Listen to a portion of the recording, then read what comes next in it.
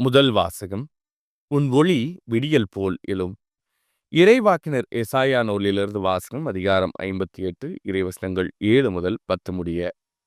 ஆண்டவர் கூறுவது: பசித்தோர்க்கு உங்கள் உணவை பகிர்ந்து கொடுப்பதும், தங்க இடமில்லா வறியோரை உங்கள் இல்லத்திற்கு அழைத்து வருவதும், உடையற்றோரை காணும்போது அவர்களுக்கு உடுக்க கொடுப்பதும், உங்கள் இனத்தாருக்கு உங்களை மறைத்துக் கொள்ளாதிருப்பதும் அன்றோ நான் விரும்பும் நோன்பு. அப்பொழுது உன் ஒளி விடியல் போல் எழும். விரைவில் உனக்கு நலமான வாழ்வு துளிர்க்கும்.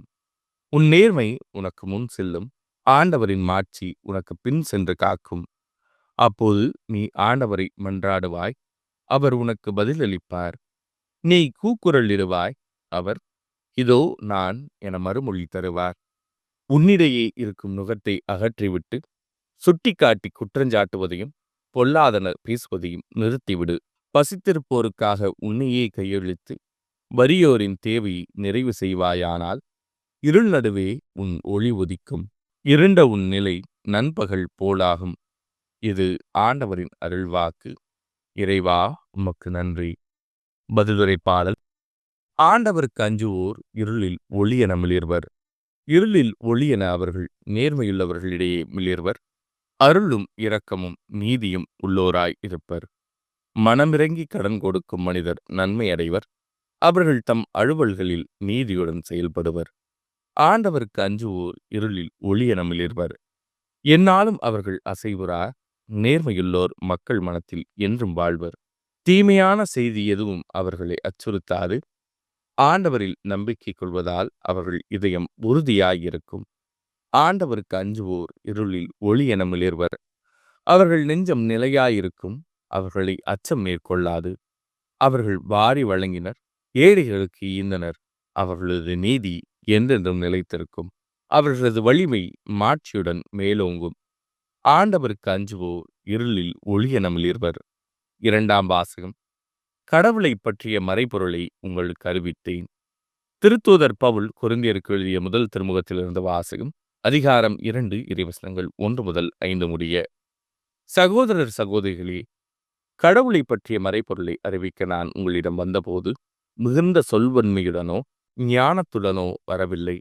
நான் உங்களிடையே இருந்தபோது மெசியாவாகிய இயேசுவை தவிர, அதுவும் சிலுவையில் அறையப்பட்ட அவரை தவிர வேறு எதையும் அறிய வேண்டும் என்று நினைக்கவில்லை.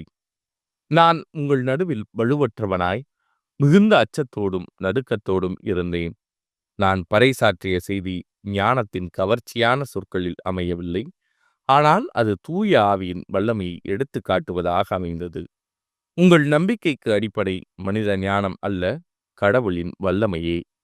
இது ஆண்டவரின் அருள்வாக்கு. இறைவா, உமக்கு நன்றி.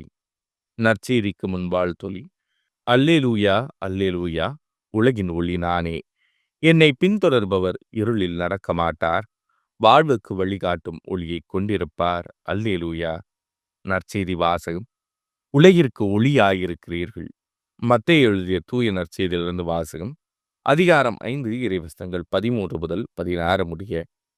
அக்காலத்தில் இயேசு தம் சீடரை நோக்கி கூறியது: நீங்கள் மண்ணுலகிற்கு உப்பாயிருக்கிறீர்கள்.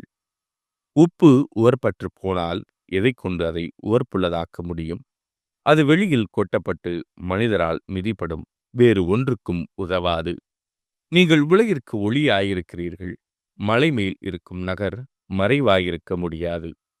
எவரும் விளக்கை ஏற்றி மரக்காலுக்குள் வைப்பதில்லை, மாறாக விளக்கு தண்டின் மீதே வைப்பர். அப்பொழுதுதான் அது வீட்டில் உள்ள அனைவருக்கும் ஒளி தரும்.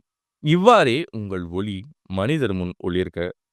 அப்பொழுது அவர்கள் உங்கள் நற்செயல்களைக் கண்டு உங்கள் விண்ணகத் தந்தையை போற்றி புகழ்வார்கள். இது ஆண்டவரின் அருள்வாக்கு. கிறிஸ்துவே, உமக்கு புகழ்.